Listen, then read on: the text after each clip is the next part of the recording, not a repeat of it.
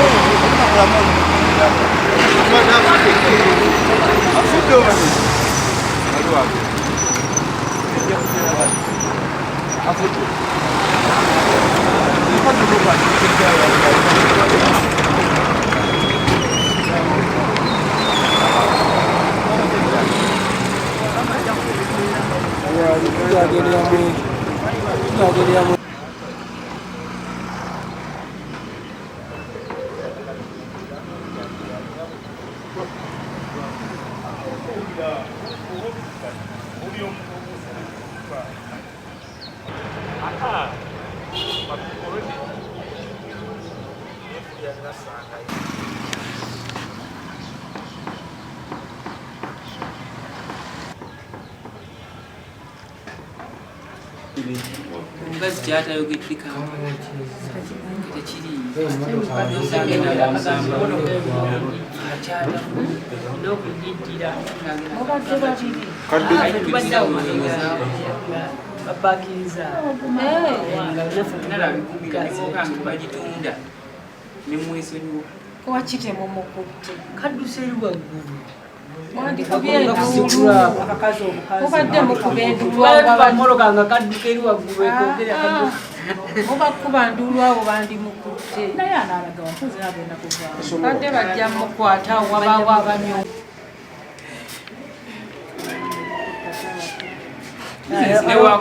newakolera manyiwo nzaamu abagira ne bagitandika kati ye alaba ng'akoze ekyo kyabuzira naye agenda kubonaabona obulamu bwe bwonna obulamu bwakwekera buli kaseera bekaseera yakati wenjeganyina okuba kati yali ku baasi bagija baasi bayinza omusambayo kati tutute emotoka ku poliisi yabadde wali n'omusango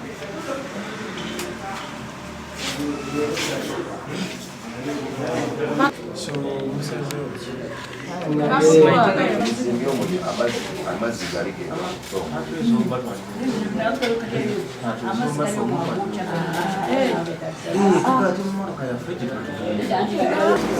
kyakoze kubanga eyembeera abantu abasinga ate abaana bafuba nnyo kubanga bakendeeza okusoma bomonyize nnyo webuuze bakola kubanga eyembeera abasinga bebagolaitamu naye ate singa bonna bagenda abamwoca nga babatta sitekolinamu abaana omwoca oti kati abaana alibagamba ati tatamu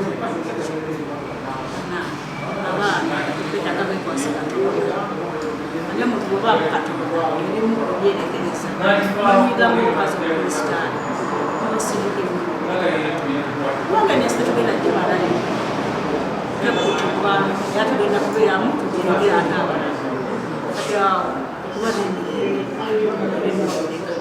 amanya Serwadda Caroline.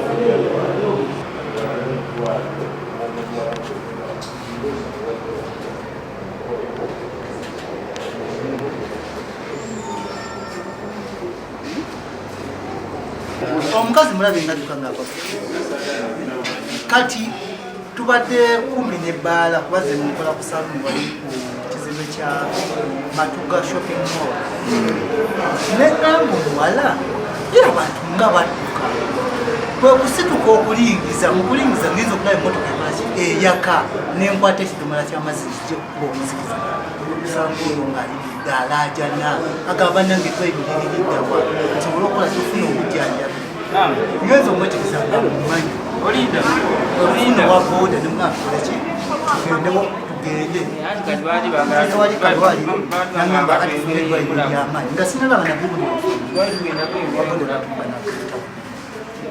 adduse nga yambuka olaba wakati wa gundi scrap nyumba ezo ziri ayingidde mu kakuba obwati naye nga yeebikiridde bwati fesesi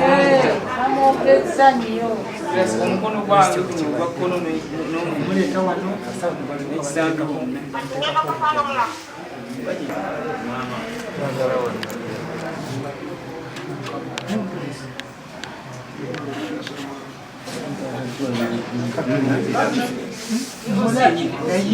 tetusoose tegeerawo simanyi nakumanya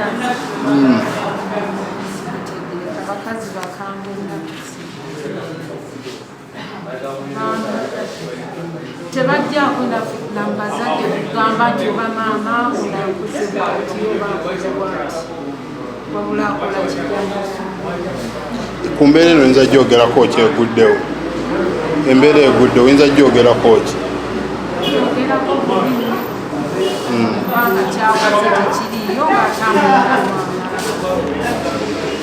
atyali bagamba kitaata namuta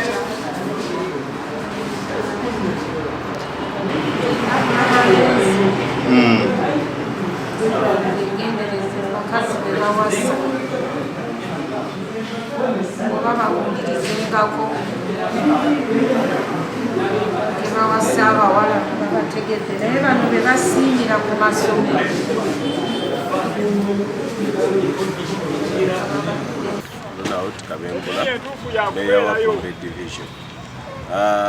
kikwasa ennaku nti obutabanguko maka buvudde mu kuyombagana ate ne budda mu kutemula bantu.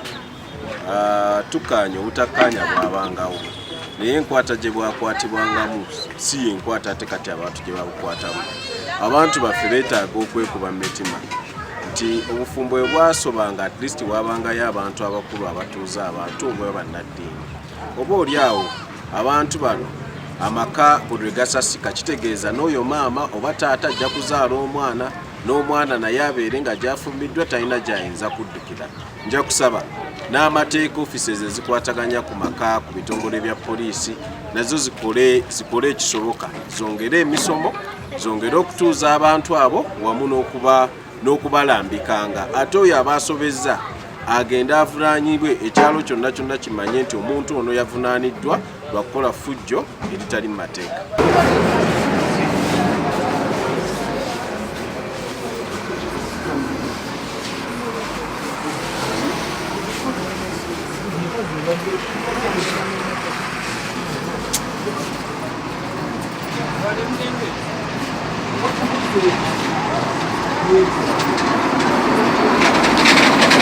Mogere Kennedy omwami wa Kabaka atwala omuluka guno ku nsonga eri wano lwaleero mukyala yayokiriza mu bbawe mu motoka nze nga magezi gempa eri abafumbo ndoza kyandibadde kyabuvunaanyizibwa kusooka okuwuliziganya n'okukulembeza okusonyiwa.